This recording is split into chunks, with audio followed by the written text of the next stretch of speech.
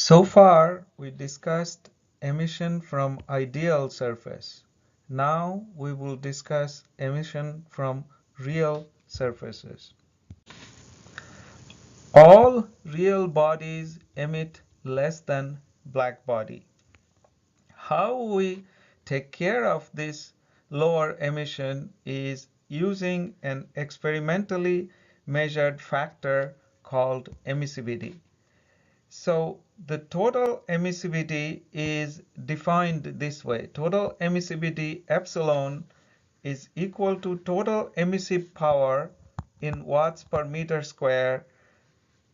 That is the energy emitted over all wavelength for a real body as a fraction of energy emitted over all wavelengths for an ideal body, also in watts per meter square. So it's a ratio, it is dimensionless, it is a fraction. In a similar way, we can define monochromatic emissivity. So monochromatic emissivity would be with a subscript lambda now because it depends on the wavelength. It's the energy emitted or the monochromatic emissive power. What that means is watts per meter square emitted per micrometer. So per unit wavelength of a real body divided by the energy emitted or the emissive power of an ideal body, also in watts per meter square per micrometer. All real surfaces have either total or monochromatic emissivity values less than or equal to 1. Thus, it cannot emit more than an ideal body either at any one wavelength or overall. So here we have some data for human skin, and this is monochromatic, so it's a function of wavelength, and it shows how emissivity varies with wavelength for a biomaterial. Emissivity of a surface changes with its condition. So, for example, a highly polished aluminum has a lot lower emissivity than the same aluminum surface, but not highly polished, maybe more oxidized surface. So in general, emissivity changes with surface condition and direction, which direction of emission we're talking about, in temperature, and of course wavelength. So we will only be dealing with emissivity condition changing with wavelength. Emissivity and absorptivity are equal from thermodynamic considerations.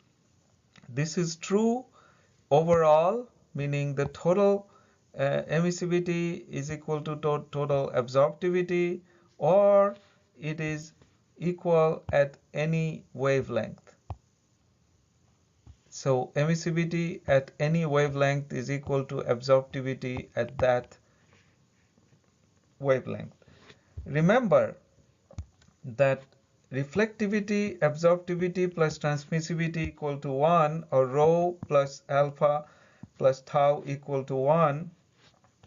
So for a special case,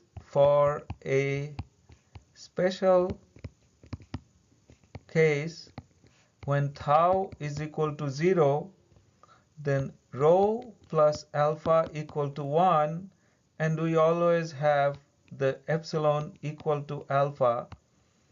These two equations together are always there, which means if I know one property, if I know, let's say, alpha, then I know all.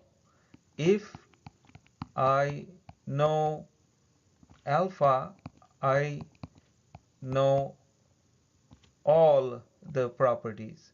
Okay, so we're going to use this in problem solving later on. From what we just discussed, we can try to answer this simple question: are reflection and emission from a surface independent? What do you think? Well, from the last slide, if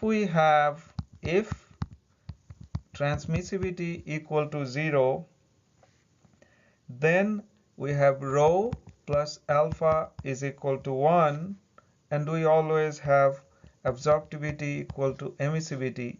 If I combine these two, then I get rho plus epsilon equal to 1, or rho equal to 1 minus epsilon, which means reflectivity and emissivity are related and they're not really independent. So emission from a real body is the emissivity multiplied by emission from an ideal or a black body. This is true overall, and this is true at each wavelength. So let's see this with the example of human radiation. That's radiation emitted by a human. So the actual radiation emitted by the human at the skin temperature would be the black body radiation at the skin temperature multiplied by the emissivity of the human skin. So let's do this. Emissivity of human skin from literature, it looks something like this. Emissivity as function of wavelength. Then the black body radiation, we want to take approximate skin temperature of 300 K. So that will give us here the ideal black body radiation at the skin temperature here. For each wavelength now, we multiply the emissive power of the black body, meaning what a black body would emit, we multiply by the corresponding, let's see here, so the corresponding emissivity to obtain the actual emission by the skin. So the actual emission looks this green line, which is considerably different from the red line, that is the black body emission. Suppose we use a gray body. If the skin were having same emissivity over all wavelength, then the skin would emit at any wavelength 80% of what it would have emitted if it were a perfect body. So the dashed line is 80% of the red line. There's important application of such emission from a human skin, and one of them is in the detection of breast cancer. So presence of a tumor causes higher blood flow and thus slightly higher temperature, and thus more emission of radiation from those areas. So from a thermogram, we can pick out the areas that are unusually warmer. There are many complications, however. For example, a larger tumor seated deeper inside the skin will have similar thermal signature on the skin surface as a smaller tumor that is closer to the surface. So there is still work going on such topics. We will continue seeing examples of emission in biological and environmental context. This figure shows solar radiation and its distribution in terms of wavelength, which we call spectral distribution. Notice that the measured solar radiation extraterrestrial, that's outside the atmosphere, solar radiation, that's the dashed line. The dashed line here closely follows the theoretical emission at 5800 Kelvin calculated using the formula we previously discussed. So it's calculated using the black body radiation formula. So that's the solid line. Notice that how these two follow closely. This is the basis of saying that the sun surface behaves like an ideal body at 5800 K. Solar radiation at the sea level shows the attenuations. So you notice it's lower, in some cases significantly lower, like here and so on. This is due to the absorption in the gases in the atmosphere. So water vapor, you notice water vapor absorbs mostly at the longer wavelengths, whereas the ozone absorbs in the shorter wavelength. So you notice because of ozone, these values are quite a bit lower than the corresponding values outside the atmosphere. So water vapor absorbs at longer wavelengths and ozone absorbs in the ultraviolet. Now, amount of solar radiation incident on Earth's surface outside the atmosphere can be related to the solar constant. The solar constant is the amount of solar energy received without any effect of the atmosphere, just based on the distance from the sun.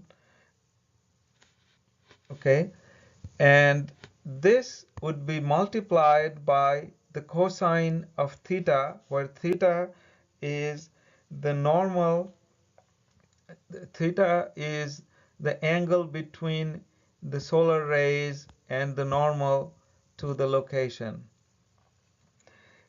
So beta here, it takes care of the eccentricity of the Earth's orbit, the fact that it is not a circular orbit, so the distance changes. That factor is taken care of by beta. So this way we can calculate extraterrestrial radiation outside of Earth's atmosphere simply by using this formula. So since everything emits, so does the atmosphere. The atmospheric gases also emit thermal radiation, and it is the only source of radiation at night. It is small. It is given by a completely empirical formula. So atmospheric radiation, by analogy with the normal way of calculating radiation, it's some emissivity of the sky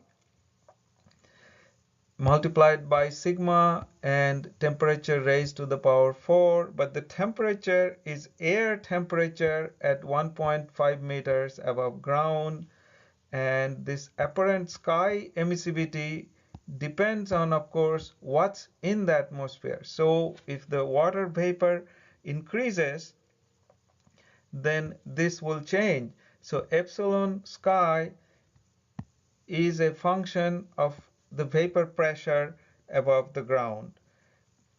that can change significantly.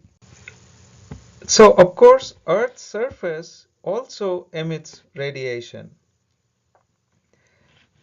And this would be given by the standard way of calculating radiation. So Earth's surface radiation, this is again radiative flux, is epsilon emissivity of the Earth's surface times sigma times some average Earth surface temperature. Emissivity of the Earth is taken to be approximately 1 for water and vegetation. And the average temperature of Earth's surface is around 14 degrees C. Okay, so from there, if I plug in these quantities equal to E Earth is equal to 1 times value of sigma times 273.14 plus 14 raised to the power 4 will give me the watts per meter square coming out from Earth's surface. Now, outside the atmosphere into space, so looking into Earth from space, the amount of radiation that's coming out from the Earth is much less than what you would compute here. So what is going on? In fact, the effective temperature as seen from space is minus 18, which means the amount of radiation they see coming out would be something like 1 times sigma times 273.14 minus 18 raised to the power 4. So this amount is very different. So this is much smaller. Okay, and so it's seen more like coming from a body of minus 18. In other words, the heat that leaves Earth's surface gets trapped by the atmosphere.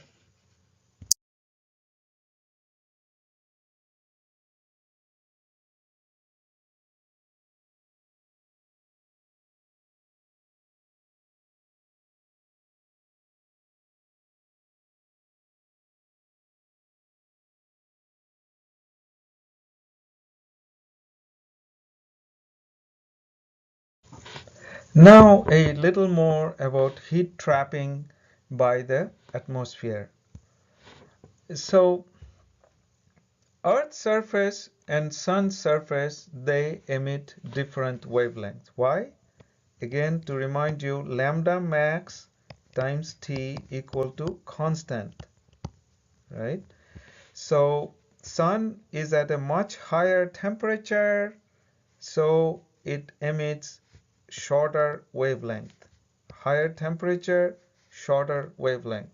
So Sun's radiation, solar radiation, would be something like this. This is the computed one, and the solid areas are the measured ones. Whereas for Earth's surface, temperature is lower, so lambda max is higher. And so the Earth's surface then emits longer wavelength. As you can see, this is the outgoing thermal radiation from Earth's surface, whereas this was the downgoing solar radiation. Okay. Now, the atmospheric absorption, which is given by this, so this is 100% absorption, this is 0% absorption. So atmospheric absorption is different depending on wavelength. This is x-axis is the wavelength. So in the shorter wavelength range here, the atmosphere is largely transparent. It absorbs very little. Thus, the solar rays kind of go through the atmosphere. And in the longer wavelength range here,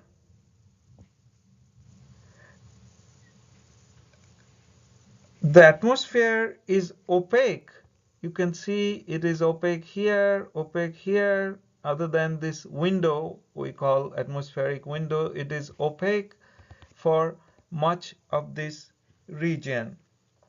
Thus, rays emitted back would not go through the atmosphere, so it will get absorbed. The rays emitted by the radiation emitted by Earth's surface would get absorbed because the absorptivity is close to 1 for much of the region. So what this means is the heat going out will get trapped by the atmosphere.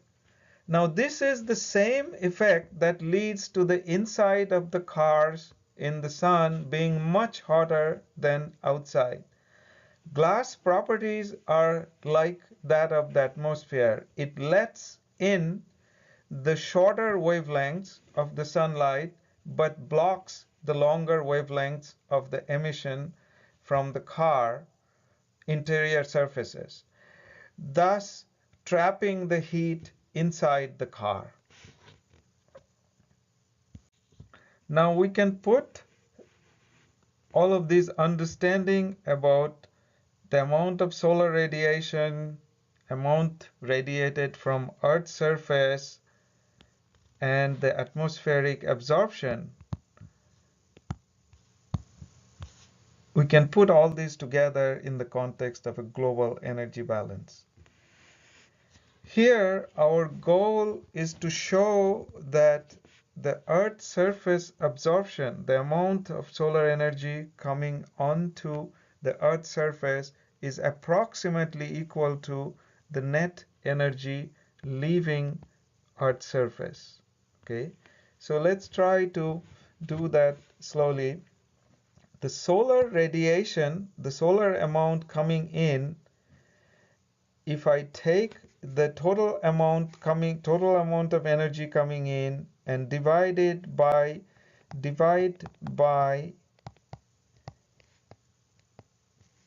4 pi r square, not pi r square. So the amount of solar energy coming in would be the solar intensity watts per meter square times this projected area. This projected area is times pi r square. So that's the amount of energy coming in, but we divide that energy here, divide it by 4 pi r square to get this quantity, 343. So it's averaged over entire surface area. Of this, 106 units are reflected solar radiation.